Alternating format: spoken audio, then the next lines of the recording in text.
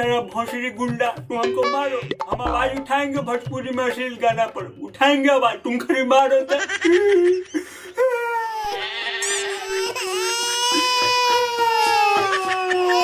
अरे भोसड़ी बुढ़वा, हम खेसारी से बहुते प्यार करते हैं दिल से, उनका सॉन्ग मुझे बहुत अच्छा लगता है। और तुम अश्लील गाना पर आवाज उठाएगा खेसारी पे, उठाएगा?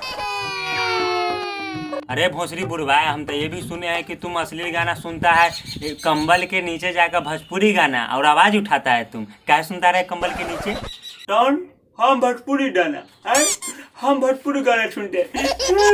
अरे हमको बहुत मजा आता है सुनने में, इसलिए सुनते हैं कभी कभी। लेकिन भोजपुरी अश्लील है, अश्लील है, अश्लील है, हम एक बार नहीं 10 बार बोलेंगे। हाँ। अरे भोसड़ी बुढ़वा, अश्लील गाना तुम खुद सुनता है, अश्लील गाना पर आवाज उठाता है तुम, सुपर स्टार खेसारी तेसारी पे।